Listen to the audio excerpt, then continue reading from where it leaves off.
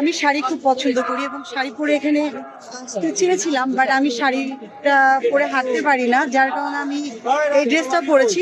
তবে আমি কোনো রকম বাধার সম্মুখীন হইনি, আমাকে কেউ এমন কিছু ভাব দেখায়নি যেটা আমি এটা পরে আনকমফোর্টেবল ফিল করছি। আজকে 21শে ফেব্রুয়ারি, তো আপনার অনুভূতিটা কি আসলে এখানে এসে? অনুভূতি অবশ্যই খুবই ভালো, কারণ আমরা এমন একটা জাতির ভাষার জন্য জীবন দিয়েছি এবং তাদেরকে শ্রদ্ধা জানানোর জন্য আজকে আসছি। অবশ্যই ভালো লাগছে। আপনি কি পুষ্পাঞ্জলি দিয়েছেন? হ্যাঁ, দিয়ে আসছি। আচ্ছা, আপনি কোন জায়গা থেকে আসছেন? আমি পুরান ঢাকা থেকে আসছি। ও, অসাধারণ অসাধারণ। তো আপনার দেশ অঞ্চলে একটা ভাষা আছে, তো আমাদের মাতৃভাষা হচ্ছে বাংলা, কিন্তু আঞ্চলিকভাবে আপনার যে ভাষা, এই ভাষা এবং আমাদের স্ট্যান্ডার্ড যে ল্যাঙ্গুয়েজ, এই দুটার মধ্যে আপনি পার্থক্যটা কেমন দেখেন?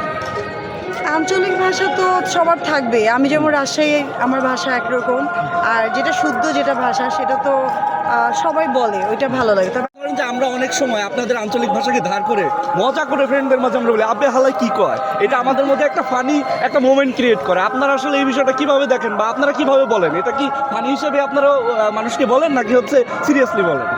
আমি রাজশাহীর ভাষায় যখন অনেক কথা বলে এবং নাটক দেখে, সবাই ফানিভাবেই নেয়, কারণ শুদ্ধ কথা বলতে বলতে শুদ্ধ শুনতে শুনতে এমন হয়ে গেছে যে ফানি ভাষা, মানে আঞ্চলিক ভাষায় কথা বললে অনেকে ফানিভাবে ফ্রেন্ডরা নেয়। আচ্ছা আচ্ছা, আজকে কি আপনি এখানে একা এসেছেন নাকি আপনার ফ্যামিলি মেম্বার বা আরো ভাইয়া কেউ এসেছেন? ফ্রেন্ড সার্কেল আসছে, ওরা একটু সামনে গিয়েছে, ছবি উঠাচ্ছে। ও আচ্ছা, তারা তাহলে হচ্ছে ওই জাস্ট ফ্রেন্ড আশেপাশে আছে। হ্যাঁ, আছে। গতবার কি এসেছিলেন? হ্যাঁ, গতবার আসছিলাম, বাট আজকে যে পরিবেশটা পেয়েছি ওইরকম গতবার পাইনি। একটু দূরে থেকে ছবি টবি তুলে চলে গিয়েছিলাম। এটাকে আপনার কেমন মনে হচ্ছে? মানে এটা তো নিরাপত্তার কারণে করা হয়েছে, তো আসলে গতবারের তুলনায় এইবারটা নিরাপত্তার কারণে আপনারা এই সমস্যাগুলো ফেস করছেন, এটা আপনার কাছে কেমন মনে হচ্ছে? এটা ভালো নাকি মনে হচ্ছে যে এটা চেঞ্জ করা উচিত ছিল? আমার কাছে খুবই ভালো লাগে, মানে আজকে এমন একটা ফিল লাগছে। প্রথমত রমজান মাস, রমজানের একটা আমেজ বইছে, আর সেকেন্ড হলো শহীদের স্মরণে আজকে এসেছি। সব মিলে আমার কাছে ঈদ ঈদ মনে হচ্ছে, মানে পরিবেশটা। বাট আজকে তো শ্রদ্ধা জানাতে আসছি, এতগুলো প্রাণ এই দিনে দিয়েছে এবং তাদেরকে শ্রদ্ধা জানাচ্ছে। অবশ্যই কষ্ট লাগছে, বাট প্রাউড ফিল করছি যে আমরা আমাদের ভাষার শহীদদেরকে শ্রদ্ধা জানাতে এসেছি।